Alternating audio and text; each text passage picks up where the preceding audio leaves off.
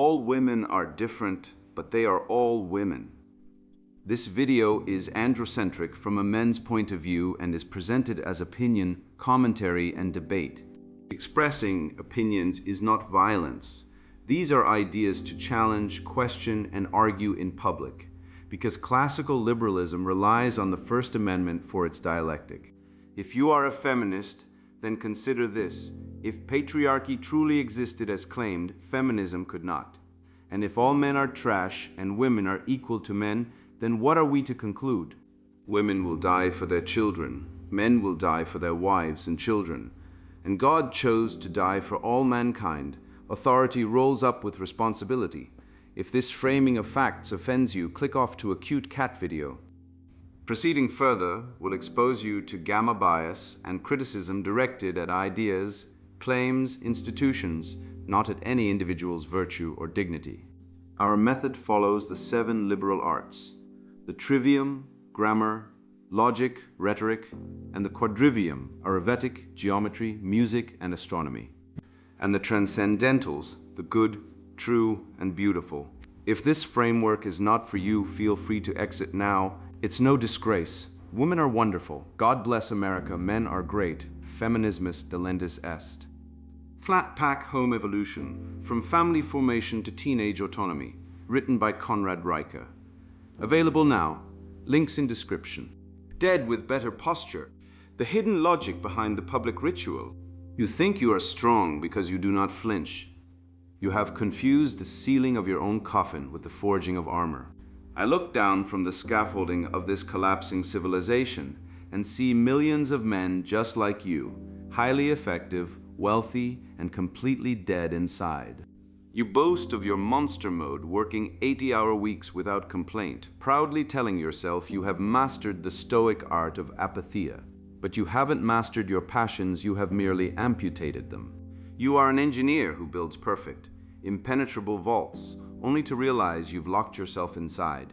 The progressive therapist tells you that your masculinity is toxic and you need to cry. But the moment you actually show vulnerability, the gynocentric legal apparatus harvests your tears as evidence of your unfitness to father your own children. Let us consult the blood ledger of reality. Over 90% of workplace fatalities are men. We account for nearly 4 out of every 5 suicides. Where is the patriarchal privilege in falling from a cell tower or eating a shotgun in a garage because the family court just stripped you of your home, your assets, and your sons? Do not speak to me of empathy until you have audited the disposable male's tax. A man bleeding out on a concrete slab is an administrative externality. A woman feeling uncomfortable in an air-conditioned office is a national emergency requiring a new federal agency. This is the institutionalized empathy gap, a bias so thoroughly ingrained that male suffering is completely privatized and ignored, while female discomfort is endlessly politicized and subsidized. You tolerate this because you have been conditioned to navigate a minefield of covert relational aggression. She leaves her expensive, fragile designer bag on your desk, not by accident, but as a territorial trap. If you move it to work, you are controlling and disrespectful. If you ignore it, you are uninvested and unobservant. It is a Kafka trap disguised as a shit test, designed to manufacture a failure state that justifies her predetermined grievance. You are expected to be a telepath, deciphering unspoken, shifting preferences, because modern female communication is logically incompatible with actual partnership. They told you the author is dead. The cultural Marxists murdered the text, and feminism murdered the father, replacing your headship with the tyrannical stepfather of the bureaucratic state. You are no longer the actor, the founder, the master, the promoter of your own household. You are a sperm donor and a net taxpayer, an oppressor by default, existing only to fund the very system that despises you. But the author is not dead. He has been gagged by the midwives of cultural Marxism. A text without an author is gibberish, and a family without a father is an orphanage. It is time to tear down the false armor of apathy that suffocates you and rebuild your walls with windows. The shield that never drops becomes the coffin lid. True fortitude is the ability to lower the shield, process the grief into righteous fury, and raise it again before the enemy strikes. Are you ready to break the seal, resurrect the logos, and take back the pen? The armor of apathy, confusing the seal with the stone. I know a builder, a titan of industry, who boasted of grinding out 80-hour weeks without a whisper of complaint, only to drop dead of a cardiac arrest at 45. His heart literally exploded from the physiological toll of his unexpressed despair. The modern man has committed a fatal equivocation, conflating not showing weakness, tactical prudence in a gynocentric world, with having no weakness delusion. He thinks the stoic mastery of the passions means acting like a stone. Let us lay down a syllogism. If strength is the capacity to bear weight for the good, and numbness is the refusal to bear any emotional weight, then emotional numbness is the antithesis of strength, not its fulfillment. You are not stoic. You're just emotionally paralyzed, mistaking your deadness for virtus. I once watched an engineer get gutted by a devastating family court ruling, a system that strips fathers of their children based on fabricated fears. He built a muscular, stoic exterior, boasting of his monster mode to generate wealth, but his capacity to initiate his sons into manhood died. He built what I call the ego seal, a defensive perimeter constructed from red-pilled truths to protect his inner life, which eventually asphyxiated him because he refused to let the air back in. The incentive X-ray reveals why. Society rewards this male numbness with paychecks and peace, while punishing male emotional depth with HR complaints and divorce theft. The system pays you to shut down. A man who deadens his capacity to desire the good becomes a safe, docile worker, not a patriarch. The Desert Fathers sought apatheia not to become stones, but to purify their passions so that love, caritas, could rule. Modern male apathy skips the love and keeps the deadness, an anti-logos parody of holiness. Men employ a pathetic Mott and Bailey fallacy. They claim, I am self-reliant, the motte, to defend the reality that I am isolated and refuse to build reciprocal bonds, the Bailey. Let us apply modus tollens. If a man is truly strong, he can integrate his shadow. He does not integrate his shadow, therefore he is not truly strong. The progressive critique correctly diagnoses this calcification as fatal, but their cure, therapy speak, and emotional vomit feminizes the soul. True stoicism is not venting, it is the subordination of grief to duty. Behold the trivium of the sealed soul. Men misname their fear as peace, grammar. Conclude that because pain hurts, the absence of pain is good, logic, and perform invulnerability to avoid predation, rhetoric.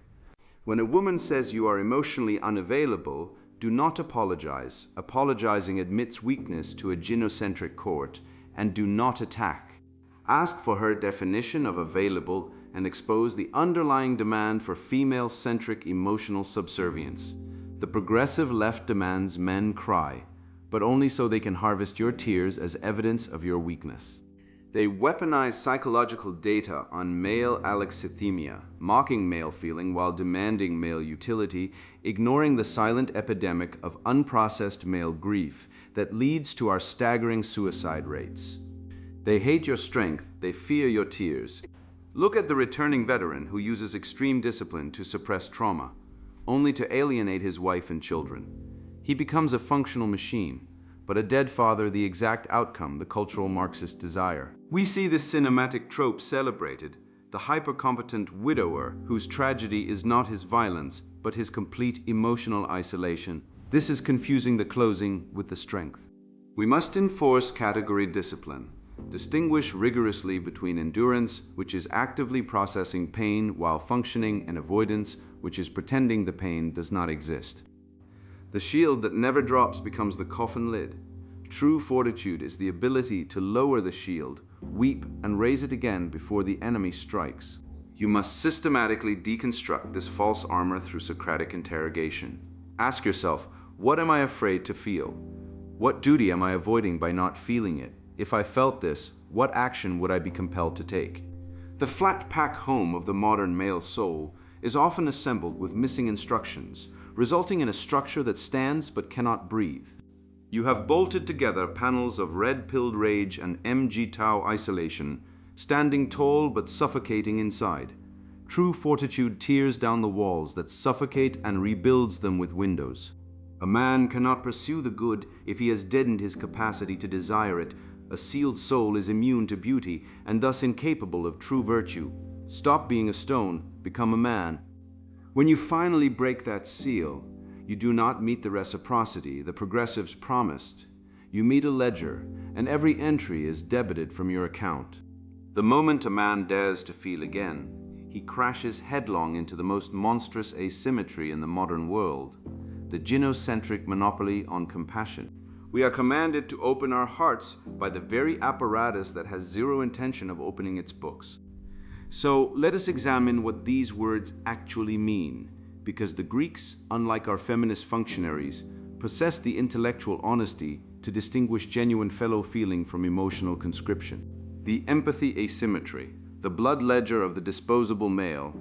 The Greeks possessed a precise vocabulary for the inner life, distinguishing sympathia, a mutual fellow feeling, from empathia, a consuming passion. Today, our gynocentric institutions demand empathia exclusively for women, while offering men the cold shoulder of zero sympathia. We saw this theatrical absurdity codified in the sinking of the Titanic, where women and children first was not a mere chivalric suggestion, but a civilizational mandate enforcing male disposability.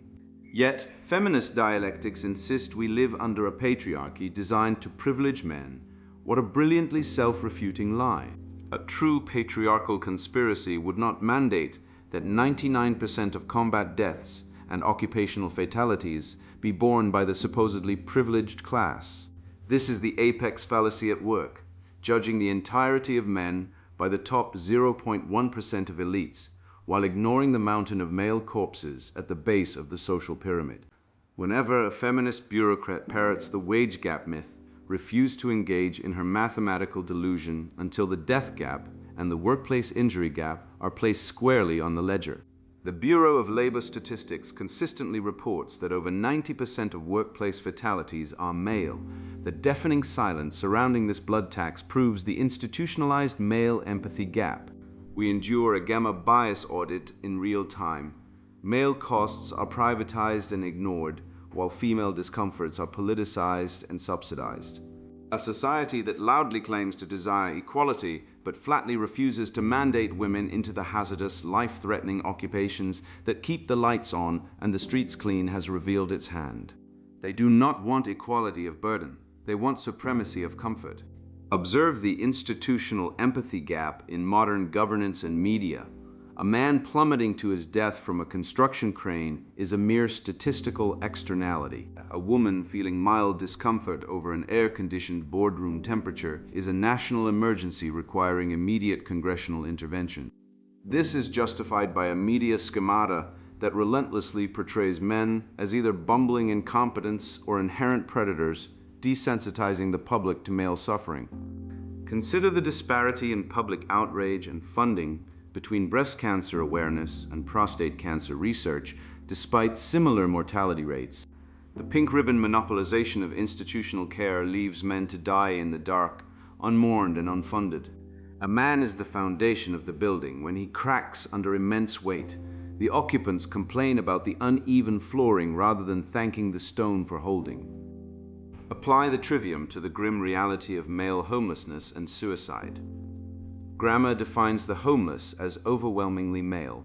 Logic connects this demographic reality to a total lack of male-specific shelters or state welfare programs. Rhetoric then frames these destitute men not as discarded protectors, but as dangerous threats to be avoided. The male suicide epidemic, running at nearly 4 times the rate of women, is met with a grotesque lack of state-funded, male-specific mental health infrastructure. Instead, we are offered generic awareness campaigns that ultimately pathologize masculine behavior, telling men their inherent nature is the problem. Let us refute this collective guilt. Men as a class do not oppress women. Men build and maintain the infrastructure that allows women to complain about that very infrastructure from the comfort of safety. The biological counter-argument claims women are reproductively bottlenecked. Thus, society must protect them, while male lives are inherently disposable. In a post-industrial, non-extinction level context, Enforcing this prehistoric triage is merely a justification for institutionalized cruelty. The transcendental of justice demands rendering to each what is due. Men are owed a massive civilizational debt of gratitude and protection, currently paid in counterfeit coins of mockery and shame. The captured state apparatus will never voluntarily fund male well-being. It thrives on male weakness. Therefore, the action rule is absolute. Men must build their own parallel institutions, forge brotherhoods, mutual aid societies, and private charities. The state extracts male blood and calls it privilege. We must withdraw our consent and build our own shelter. The progressive standard collapses under its own syllogistic weight.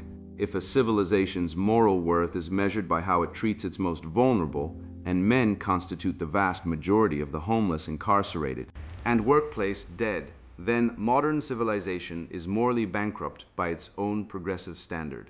Perform an incentive X-ray. The state rewards female single motherhood and male utility, while punishing male failure to provide and male demands for reciprocal care. The blood ledger of male disposability is full, and the interest is coming due. A civilization that sacrifices its builders on the altar of gynocentrism will soon find itself without shelter. The bridge does not ask for applause, but it will eventually collapse if it is never repaired. Male sacrifice is a finite resource, not a divine right of women. But the disposability ledger does not settle only in blood and concrete. It replicates in smaller currencies, in living rooms, kitchens, shared desks, where the same gynocentric logic that shrugs at a dead miner will charge a man with criminal disrespect for relocating a garment off his own workspace. The extraction scales downward with surgical efficiency. What the state takes from men at the civilizational level: authority, presumption of innocence. The right to act without apology the modern woman demands at the domestic level with equal ferocity and identical one-way valves. I have watched it happen. The boundary crucible, navigating the shit test and the architecture of respect. A friend of mine, call him Marcus, needed to finish a client proposal. His girlfriend had draped her designer coat across his desk. He moved it to the chair. She erupted. "You don't respect my space," she said, weaponizing a folded garment into a territorial claim. He apologized. He shouldn't have. That coat was not a coat. It was a tripwire. What I call the material boundary shit test, a covert behavioral assay designed to measure a man's respect for her perceived territory, his self-control, and his susceptibility to provocation. It was a trap disguised as a boundary. The item was not a possession in that moment. It was a prop. She wasn't storing a coat. She was hunting for a grievance. The word boundary comes from the old French botany, a limit, a landmark, a stone marking where your field ends and your neighbor's begins. It was a physical, legal, objective reality. The modern therapeutic redefinition is a category error of civilizational proportions. Now boundary means an expectation that others manage my emotions. Emotional awareness, perceiving reality, danger, and truth is a virtue. Emotional subservience, prioritizing her fleeting feelings over objective facts and logistics, is slavery dressed in therapy language. A man who reads a battlefield is virtuous. A man expected to read a woman's mind is being set up to fail. Confusing these is how households become gossip courts.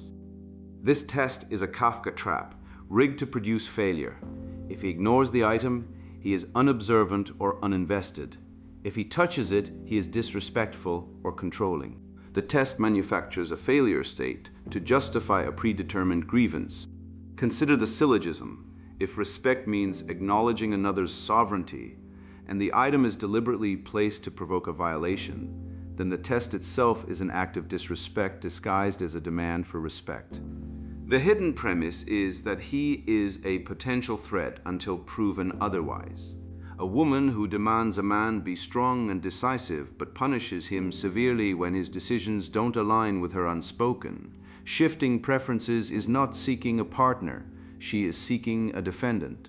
Romantic comedies have spent 30 years conditioning women to expect supernatural emotional subservience from ordinary, practical men. The mind-reading lover who just knows what she needs.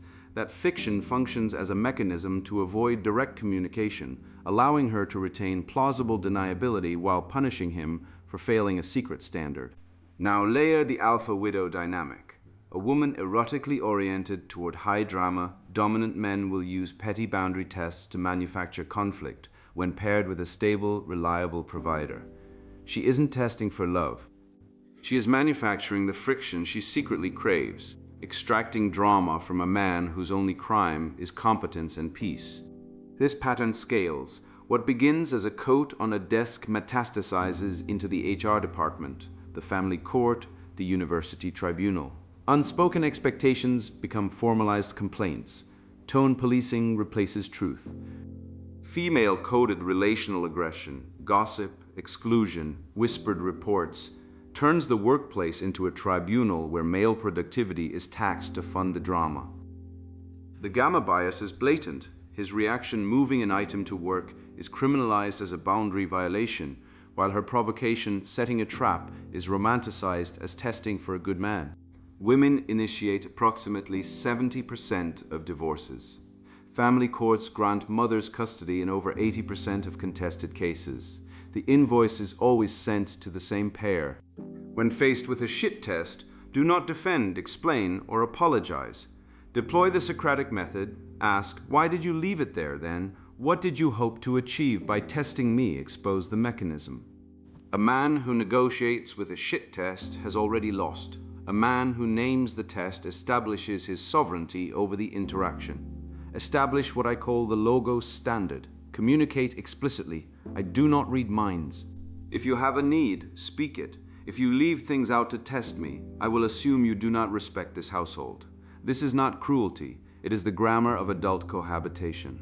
Silence in the face of manipulation is consent to be governed by mood. True boundaries protect the good. Artificial boundaries protect fragile egos. A man of virtus respects the former and systematically dismantles the latter. The architecture of respect cannot be built with passive-aggressive tests. It must be forged in the fire of explicit logos, where boundaries are clearly marked, verbally established, and mutually honored. If healthy communication requires clear expression of needs, and modern female communication strategies rely on deciphering implicit hints, then those strategies are logically incompatible with healthy relationships. The modern boundary that requires a man to be a mind reader under penalty of accusation is not a tool of peace. It is a weapon of war, and a man who will not name the weapon deserves the wound. But this domestic warfare is merely the street-level enforcement of a doctrine conceived in the seminar rooms of Paris. The same apparatus that teaches women to weaponize boundaries against men in their living rooms has been writing the ideological source code for decades, and when I traced the poison back to its origins, I found it wasn't hidden in legislation or whispered in consciousness-raising circles. It was published, celebrated, and assigned as required reading in every humanities department in the West. The Grammar of Our Dispossession was authored openly, in the language of literary theory itself, by intellectuals who understood that before you can dismantle a civilization's houses, you must first declare its architect dead. Resurrecting the author, reclaiming patriarchal logos from postmodern ruins, Roland Barthes declared the death of the author, a pretentious Parisian truism that magically transformed into a surgical strike against the earthly father. Look at the etymology. The Latin auctor means founder, master, father, and promoter. To kill the author is to assassinate the patriarch, dismantling male headship under the guise of literary theory. The postmodernists didn't just deconstruct the text, they deconstructed your home. This philosophical threat is reinforced by a media schemata relentlessly portraying fathers as incompetent buffoons or abusive tyrants. Preparing the cultural soil for state paternalism and the legal disenfranchisement of men. They gagged the father, not because he was oppressive, but because his authority interrupted their tyranny. Consider the inescapable syllogism of our decay. If the author is dead, the text has no definitive meaning. If the patriarch is dead, the family has no definitive order. Therefore, the postmodern celebration of the author's death is a direct, intentional assault on civilizational structure. Postmodernism claims truth is relative to the reader, which means truth is dictated by the loudest, most vociferous victim claimant. Classical Western civilization asserts truth as objective, authored by the logos and discovered by the father. This relies on historical reductionism, reducing all history to a narrative of patriarchal oppression, while ignoring that male authority was inextricably linked to male sacrifice, provision, and the creation of the safest, most prosperous civilization in history. Do not avert your eyes from the invoice of this ideological butchery. Sociological data uniformly confirms that fatherless children fare drastically worse across all metrics. The explosion of single-mother households, aggressively subsidized by the post-welfare state, has produced skyrocketing crime, educational collapse, and normalized generational trauma. Replacing the biological father's authority with a state paycheck does not create liberation. It creates a feral subsistence. According to the Department of Justice, over 70% of juveniles in state-operated institutions come from fatherless homes. Male suicide rates, already a catastrophic epidemic of disposability, are compounded by a family court system treating fathers as walking ATMs and visiting uncles. The telos of fatherhood cannot be outsourced to a bureaucracy. The egalitarian will steelman their betrayal by insisting children just need two loving parents regardless of gender. This is the fallacy of the blank slate, refuted by biology, psychology, and the ruins of the modern public school system. The masculine principle of discipline, risk mitigation, and boundary setting is not an interchangeable costume. They commit the genetic fallacy, dismissing the immense value of patriarchal authority because its historical implementation was imperfect, while ignoring the catastrophic failure of its modern absence. Here is the contradiction detector: a culture that claims to champion diversity while aggressively enforcing a monolithic, androgynous model of parenting that erases the unique, complementary contributions of both sexes. They do not want diversity, they want uniformity. Why does the state demand the death of the author? The incentive X-ray reveals the malign design. An unauthored, atomized populace is easily manipulated, heavily taxed, and stripped of intergenerational loyalty. The state hates rivals. Feminism argues that male headship is inherently tyrannical, but this is a wicked inversion.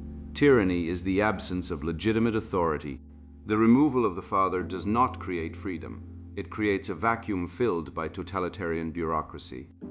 My theory of the bureaucratic resurrection explains this. The state does not actually want the author dead. It resurrects the author not as a loving father, but as an impersonal, tyrannical stepfather that demands absolute obedience while offering zero reciprocal provision or protection. When you debate family structure, force the opponent into a grammatical corner. Make them define family.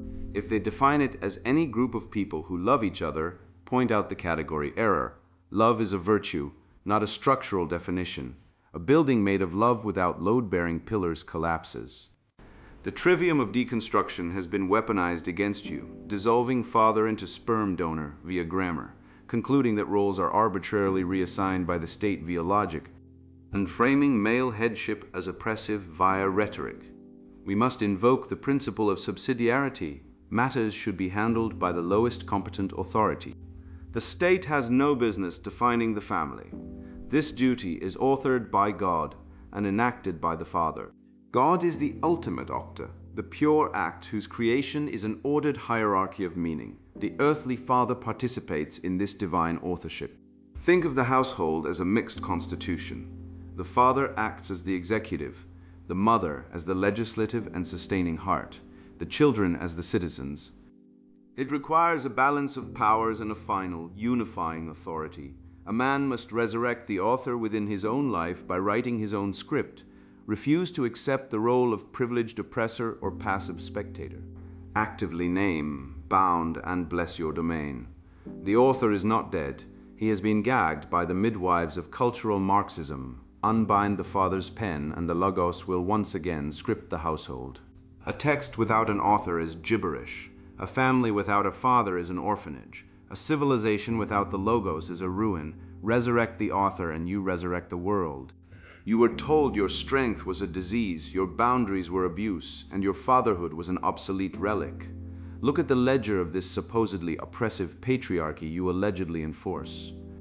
Over 90% of workplace fatalities are men. Men account for nearly 80% of suicides.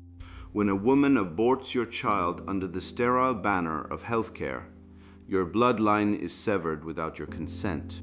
Yet the state garnishes your wages for a child you are forbidden to see in a family court system that grants mother's primary custody in over 80% of contested cases.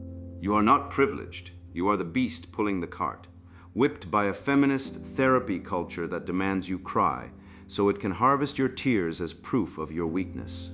They handed you the flat pack box of modern masculinity with half the screws missing and the instructions translated by a gender studies major, expecting you to assemble a cage you would lock yourself inside. You are expected to finance a welfare state that substitutes a bureaucrat for the father, accept a non-paternity rate that turns an estimated 3 to 10% of unwitting men into financial slaves of another man's genetic line, and sit silently in HR tribunals because you moved her designer bag off your desk to do actual work. This is the empathy asymmetry. A man falling from a crane is a statistical externality. A woman feeling uncomfortable in an air-conditioned boardroom is a national emergency. They murdered the author, declared the father dead, and resurrected him as a tyrannical stepfather called the state, demanding your obedience while stripping your authority. But you read this far, and the anesthesia is wearing off. The armor of apathy you forged to survive the gynocentric meat grinder is cracking, and the logos is pouring through the breach. You now possess the grammar to define their traps, the logic to dismantle their unfalsifiable sophistry, and the rhetoric to break their spells. You realize that true stoic apatheia is not a deadened soul, but a purified passion ordered toward the good. You are not a defective woman. You are the load-bearing pillar of reality, and the bridge does not ask for applause, but it will collapse if you refuse to maintain it. Take this intellect and let it run through your veins like a current that vitalizes dead tissue. You are the author. Pick up the pen. Do not ask for permission from a captured bureaucracy that wants you sterile, medicated, and docile. Rebuild your household with real timber, not the particle board of progressive ideology. Master your frame, command your space, and speak the plain, unyielding grammar of natural law. Go forth, tell your brothers what you have learned here, and let the truth ring so loud it shatters their feminist echo chambers. Stand up, speak, build. Sponsored book. Flat Pack Home Evolution, From Family Formation to Teenage Autonomy.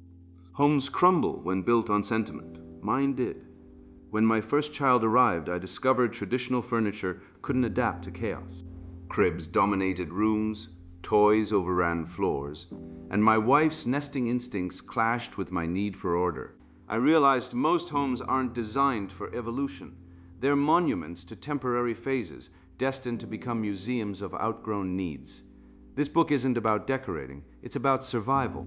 Modern men face a paradox, lead families while trapped in spaces that sabotage authority.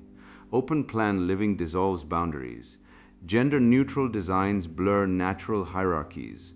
I watched friends become secondary characters in their own homes, tripping over plastic play kitchens while their wives reshaped domains unchecked. My solution came through flat pack systems, modular, mutable, merit-based. By applying engineering principles to domestic spaces, I restored function without begging for permission. You'll learn to construct developmental zones that turn nurseries into training grounds for competence, using projects from the DIY Logic Labs chapter. Teenage autonomy architecture reveals how to design bedrooms that reward responsibility with privacy, preventing the entitlement epidemic. For those preparing for collapse, crisis-ready family compounds details fortifying homes against both toddler tantrums and actual disasters. This manual isn't for everyone. If you believe shared laundry duties strengthen marriages or that children thrive in unstructured environments, close this book now. Go knit a pronoun quilt. For rational men who grasp biology's iron laws, who see homes as workshops for forging capable descendants, these pages offer battle-tested tactics. Your ancestors didn't debate wall colors while wolves prowled outside. They built, so will you. Every screw tightened in patriarchal power planning reinforces legacy. Each storage solution from kinship logistics cuts clutter's psychological warfare. Stop apologizing for your testosterone. Assemble a fortress. Flat Pack Home Evolution, From Family Formation to Teenage Autonomy, written by Conrad Riker. Buy now, links in description.